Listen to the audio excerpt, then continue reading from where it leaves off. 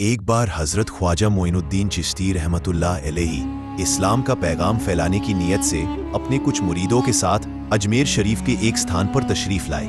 जिस मुकाम पर हजरत ख्वाजा मोइनुद्दीन चिश्ती रहमतुल्लाह अलैहि ने कयाम किया, वहां के करीब ही एक बड़ा तालाब था जिसे स्थानीय हिंदू लोग अना सागर कहते थे।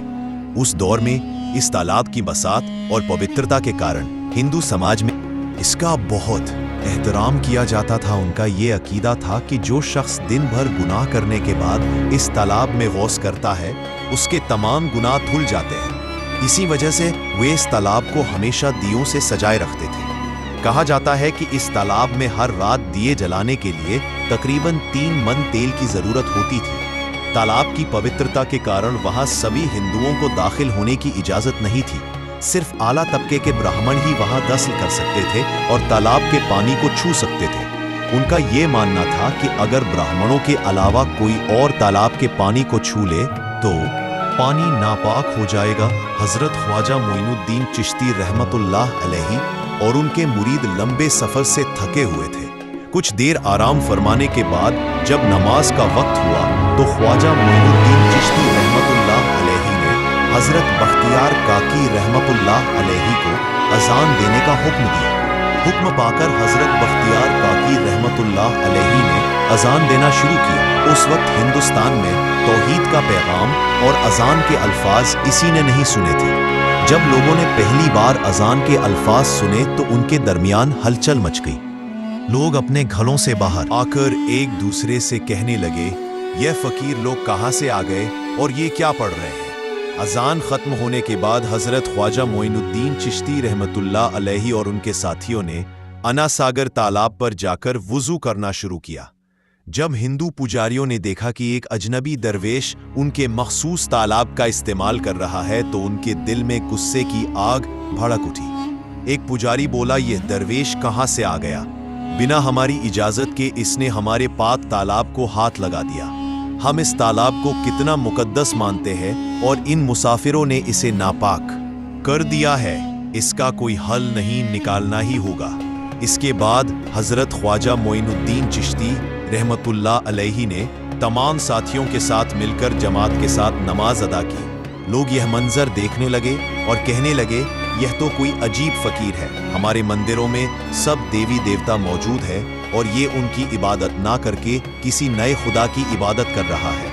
अगर मंदिर के बाहर भी कोई खुदा है तो उसे भी मंदिर में रखा जाना चाहिए ताकि लोग उसकी भी पूजा कर सके। शाम ढलने लगी। शाम होते ही राजा पृथ्वीराज के ऊंटों के चरवाहे अपने ऊंट लेकर उस जगह पहुंचे। इत्तेफाक हजरत ख्वाजा मोइनुद्दीन चिश्ती रहमतुल्लाह अलैहि उसी जगह पर तशरीफ फरमा थे जहां आमतौर पर राजा के ऊंट आराम किया करते थे।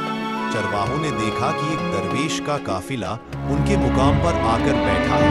उन्होंने हजरत ख्वाजा मोइनुद्दीन चिश्ती रहमतुल्लाह अलैहि और उनके साथियों से कहा, अरे फकीर बाबा, आप कहाँ से तशरीफ लाए हैं और यहाँ आकर बैठ गए? क्या आपको मालूम नहीं कि यहाँ रोजाना राजा पृथ्वीराज के ऊंट आराम फरमाते हैं? राजा के ऊंट यहाँ आराम करते हैं। ये जानते हुए भी आपने यहाँ बैठने की जुर्रत कैसे की?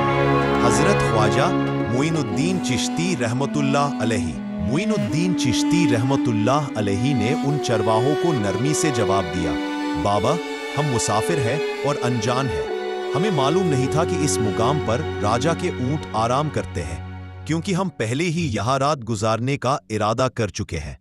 तुम अपने ऊंटों को आज किसी और जगह आराम देने ले जाओ। आसपास बहुत सी जगह है। हजरत ख्वाजा मोइनुद्दीन चिश्ती रहमतुल्लाह अलैहि का जवाब सुनकर पृथ्वीराज के चरवाहे बोले, फकीर की हिम्मत तो देखो, कहता है कि राजा के ऊंटों को कहीं और ले जाए और खुद यहाँ बैठ रहेंगे। फकीर बाबा, ये तो हरगिज मुमकिन नहीं है। राजा के ऊंट अपने ही मुकाम पर बैठेंगे। ये कहकर चरवाहों ने हजरत ख्वाजा मोइनुद्दीन चिश्ती रहमतुल्लाह अलैहि और उनके साथियों को वहां से उठाने के लिए दुर्व्यवहार करना शुरू कर दिया।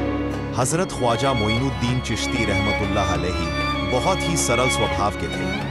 जब उन्होंने देखा कि चरवाहे दुर्व्यवहार कर रहे हैं तो उन्होंने बख्तियार काकी रहमतुल्लाह अलैहि से कहा, बख्तियार, हम यहाँ बैठकर क्या करेंगे?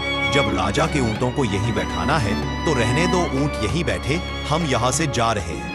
कहकर हजरत ख्वाजा मोइनुद्दीन चिश्ती रहमतुल्लाह अलैहि अपने साथियों के साथ वहां से चले गए। अगली सुबह जब ऊंटों को फिर से चरागाह में ले जाने का समय आया तो चरवाहे ऊंटों को उठाने की कोशिश करने लगे, लेकिन बार बार कोशिश के बावजूद वे ऊंटों को उठा नहीं सके। लल्लाह के वली हजरत ख्वाजा मोइनुद्दीन चिश्ती रहमतुल्लाह अलैहि ने कहा था कि ऊंट यहीं बैठे। अल्लाह रब्बुल आलमीन ने उनकी यह दुआ कबूल कर ली थी और ऊंटों को आदेश दिया था कि जब तक मोइनुद्दीन चिश्ती खुद नहीं कहेंगे तब तक वे यहीं बैठे रहेंगे। इसके बाद चरवाहे ऊंटों के ना उठने का कारण जानने लगे। उनमें से एक नेक चरवाहा था जिसने कहा, क्या तुम्हें याद है कि हमने कल यहाँ से एक दरवेश को उठाया था? जाते जाते उन्होंने कहा था कि हम जा रहे हैं, राजा के ऊंट यहीं बैठेंगे। मुझे लगता है कि उनके कहे शब्दों के कारण ही राजा के ऊंट उठ नहीं पा रहे हैं। शायद वह कोई बड़े वली है या अल्लाह का कोई अवतार है। इस बात को महामहिम राजा के समक्ष रखते हैं। इसके बाद चरवाहे पृथ्वीराज के पास पहुंचे और हाथ जोड़कर निवेदन किया, महाराज, हमने बहुत कोशिश की लेकिन आपके ऊंटों को उनके स्थान से नहीं उठा सके और उन्हें चरागाह में घास चराने नहीं ले जा पा रहे हैं। राजा पृथ्वीराज ने आश्चर्य से पूछा, क्या ऊंटों को कोई बीमारी है जिस कारण वे उठ नहीं पा रहे? चरवाहों ने कहा, महाराज, ऊंट पूरी तरह स्वस्थ है, उन्हें कोई बीमारी नहीं है। पृथ्वीराज ने कहा, तो फिर वे अपनी जगह से क्यों नहीं उठ रहे? चरवाहों ने कहा, महाराज, कल उस स्थान पर एक दरवेश बैठे थे। हमने उनके और उनके साथियों के साथ काफी दुर्व्यवहार किया और उन्हें वहां से उठा दिया था। जाते जाते उन्होंने कहा था, राजा के ऊंट यहाँ बैठेंगे और उठेंगे नहीं। हमें लगता है कि दरवेश की बद्दुआ के कारण ही ऊंट अपनी जगह से नहीं उठ पा रहे हैं। तब पृथ्वीराज ने हुक्म दिया, अच्छा, जाओ और उस दरवेश को मेरे पास ले आओ। जब हजरत ख्वाजा मोइनुद्दीन चिश्ती रहमतुल्लाह अलैहि पृथ्वीराज के दरबार में पहुंचे तो पृथ्वीराज ने उनसे पूछा, ए दरवेश, आपने मेरे ऊंटों को क्यों पंगु बना दिया है? मेरे ऊंट भूखे मर रहे हैं, कृपया अपना जादू उनसे हटा ले। अगर जादू नहीं हटाया तो मेरे ऊंट भूखे मर जाएंगे। पृथ्वीराज की बात सुनकर हजरत खां ख्वाजा मोइनुद्दीन चिश्ती रहमतुल्लाह अलैहि मुस्कुराते हुए बोले, हे अल्लाह के बंदे, हम मुसलमान हैं और मुसलमान कभी जादू नहीं करते। तुम्हारे ऊंटों को मैंने नहीं बल्कि इस संसार के पालनहार महान अल्लाह रब्बुल आलमीन ने बैठाया है। उनकी आज्ञा से ऊंट बैठेंगे और उनकी आज्ञा से ही उठेंगे, लेकिन मैं उस सर्वशक्तिमान से प्रार्थना कर सकता हूँ कि वह तुम्हारे ऊंटों को उठने की अनुमति दे। इसके बाद हजरत ख्वाजा मोइनुद्दीन चिश्ती रहमतुल्लाह अलैहि ने अल्लाह से दुआ की, हे अल्लाह, इन ऊंटों को उनकी जगह से उठने की तौफीक दे। हजरत ख्वाजा मोइनुद्दीन चिश्ती रहमतुल्लाह अलैहि की दुआ करते ही चरवाहों ने देखा कि ऊंट अपनी जगह से उठकर चरागाह की ओर बढ़ने लगे। ये दृश्य देखकर चरवाहे चकित रह गए और हजरत ख्वाजा मोइनुद्दीन चिश्ती रहमतुल्लाह अलैहि की करामत की खबर पूरे अजमेर में फैल गई। जैसे जैसे हिंदुओं के बीच हजरत ख्वाजा मोइनुद्दीन चिश्ती रहमतुल्लाह अलैहि की करामत की बातें फैलने लगी और इस्लाम की महानता उनके सामने प्रकट होने लगी, मंदिर के पुजारी भयभीत हो गए। वे सोचने लगे कि अगर यही चलता रहा तो सभी हिंदू मुसलमान बन जाएंगे। तब वे पृथ्वीराज के पास पहुंचे और निवेदन किया, महाराज, यह दरवेश हमारे राज्य में अशांति फैला रहे हैं। यदि आपने अभी इनका कोई उचित समाधान नहीं निकाला तो यह दरवेश सभी हिंदुओं को मुसलमान बना देंगे और तब हमारे देवताओं की पूजा करने वाला कोई नहीं बचेगा। आप इन्हें यहाँ से भगा दे, नहीं तो ये हमें यहाँ से बाहर निकाल देंगे। महाराज, हम आपको एक और भयावह बात बताना चाहते हैं। यह दरवेश कहते हैं कि जिन मूर्तियों की हम पूजा करते हैं वे पूजनीय नहीं है। उनका कहना है कि यह केवल निर्जीव पत्थर है जिनमें कोई शक्ति नहीं है। यह साधारण लोगों को इस तरह की बातें बताकर भ्रमित करना चाहते हैं। सबसे आपत्तिजनक बात यह है कि यह दरवेश हर दिन 5 बार हमारे पवित्र तालाब में हाथ लगाकर उसे अपवित्र कर रहे हैं। पुरोहितों की बात सुनकर पृथ्वीराज ने हजरत ख्वाजा मोइनुद्दीन चिश्ती रहमतुल्लाह अलैहि को बुलाया। जब हजरत ख्वाजा मोइनुद्दीन चिश्ती रहमतुल्लाह अलैहि उनके दरबार में पहुंचे तो पृथ्वीराज ने कहा, ए दरवेश, हम देख रहे हैं कि आप गौ माता का मांस खाते हैं और हमारे देवताओं का अपमान करते हैं। हम धर्म के बारे में तरह तरह की उल्टी सीधी बातें कर रहे हैं। हम यह सहन नहीं कर सकते। हम यह भी देख रहे हैं कि आप हमारे पवित्र तालाब को अपने अपवित्र हाथों से खराब कर रहे हैं। आप तुरंत हमारे देश से चले जाएं हजरत ख्वाजा मोइनुद्दीन चिश्ती रहमतुल्लाह अलैहि ने कहा, बाबा हम लोग तो केवल वजू करते हैं, नहाते नहीं। अगर पूरी देह के स्पर्श से आपके तालाब का पानी खराब नहीं होता है तो केवल हमारे हाथ और चेहरे के पानी से तालाब अपवित्र कैसे हो सकता है। ये सुनकर पृथ्वीराज ने कहा, वे सभी लोग हमारे धर्म के हैं, जबकि तुम लोग कहीं और से आ गए हो। तुम हमारे धर्म के नहीं हो, इसलिए तुम्हारे हाथ लगाने से हमारा तालाब अपवित्र हो जाता है। तब हजरत ख्वाजा मोइनुद्दीन चिश्ती रहमतुल्लाह अलैहि ने कहा, अच्छा बाबा, हम अब आपके तालाब के पानी को हाथ नहीं लगाएंगे, लेकिन हमें पानी की जरूरत है, तो हम चाहते हैं कि केवल एक बर्तन में पानी ले ले।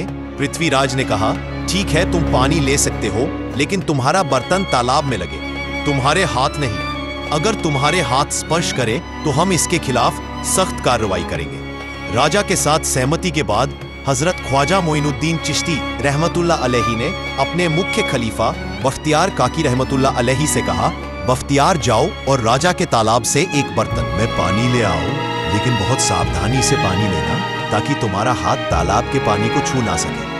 बख्तियार काकी रहमतुल्लाह अलैहि हजरत ख्वाजा मोइनुद्दीन चिश्ती रहमतुल्लाह अलैहि के आदेश का पालन करते हुए आना सागर से पानी लेने गए। उन्होंने बर्तन को तालाब में डुबोया और उनका हाथ पानी को नहीं छू सका, क्योंकि चमत्कारवश पूरा तालाब एक छोटे बर्तन में समा गया। आना सागर पूरी तरह से सूख गया और उसकी तली में केवल सूखी रेत दिखाई देने लगी। जब पुरोहितों ने देखा कि उनके पवित्र तालाब में एक भी बूंद पानी नहीं बची है और वह मरुस्थल की तरह सूख गया है, तो वे घबराते हुए राजा पृथ्वीराज के पास गए और बोले, महाराज, यह तो भारी संकट हो गया है। पृथ्वीराज ने पूछा, क्या हुआ? पुरोहितों ने कहा, उस दरवेश ने हमारे पूरे तालाब का पानी ले लिया है। अब हमारे पवित्र तालाब में एक बूंद भी पानी नहीं है। अगर इस तालाब में पानी नहीं होगा तो हम अपने पापों का प्रायश्चित कैसे करेंगे? दूर दूर से हजारों हिंदू लोग इस तालाब में स्नान करने आते हैं ताकि वे अपने पाप धो सके। अगर पानी नहीं रहेगा तो वे यहाँ आना बंद कर देंगे, जिससे हमारा बड़ा नुकसान होगा और अजमेर की मान मर्यादा मिट्टी में मिल जाएगी। पृथ्वीराज गहरे विचार में पड़ गए। वे हजरत ख्वाजा मोइनुद्दीन चिश्ती रहमतुल्लाह अलैहि के खिलाफ कोई कठोर कदम उठाने से झिझक रहे थे, क्योंकि उन्हें आशंका थी कि अगर उन्होंने दरवेश के खिलाफ सैनिक भेजे और दरवेश ने सैनिकों पर भी जादू कर दिया तो उनकी परेशानी और बढ़ जाएगी। इसलिए उन्होंने कहा, तुम लोग जाओ और उस दरवेश को मेरे पास बुलाकर लाओ। मैं देखता हूं कि वह क्या चाहता है। अगर उसकी मांग उचित होगी तो हम उसे मान लेंगे, और यदि उचित नहीं हुई तो हम अपना तालाब का पानी वापस ले लेंगे।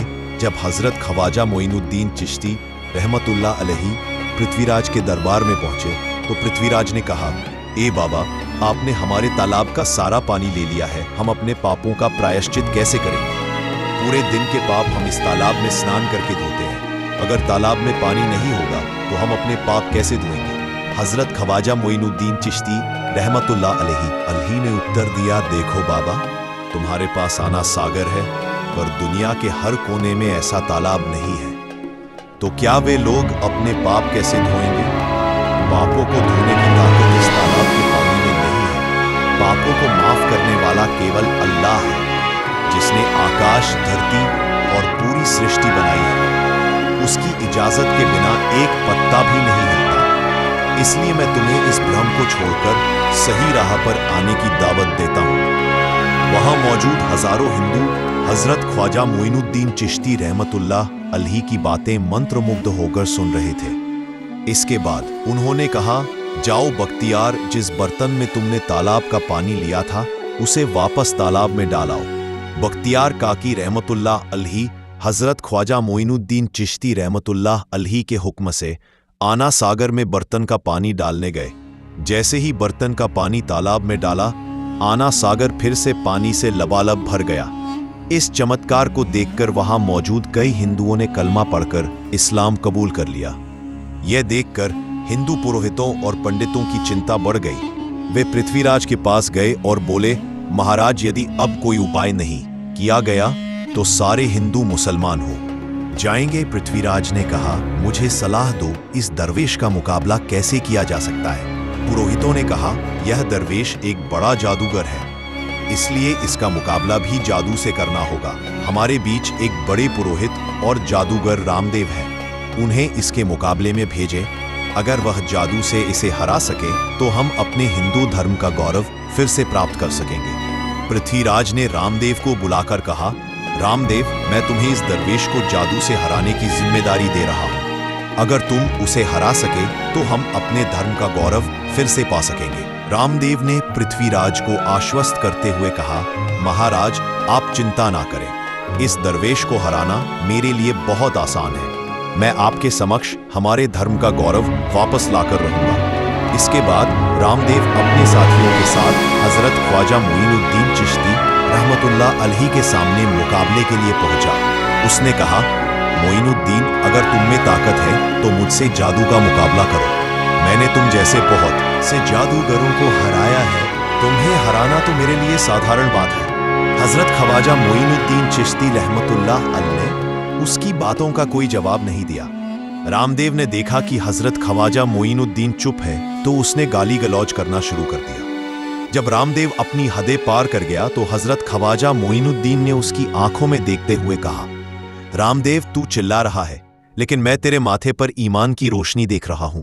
हजरत ख्वाजा मोइनुद्दीन चिश्ती रहमतुल्लाह अलैहि की यह बात सुनते ही रामदेव कांपने लगा और उसी क्षण अल्लाह रब्बुल आलमीन ने उसके दिल में ईमान की रोशनी डाल दी। रामदेव हजरत ख्वाजा मोइनुद्दीन चिश्ती के चरणों में गिर पड़ा और बोला, हे अल्लाह के वली, मैंने आपके साथ बहुत बेअदबी की है, मुझे माफ करें और मुझे कलमा पढ़ाकर इस्लाम की राह दिखाएं।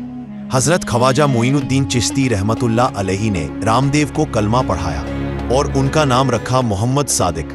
इतिहास बताता है कि बाद में रामदेव मोहम्मद सादिक के रूप में एक बड़े अल्लाह के वली बन गए।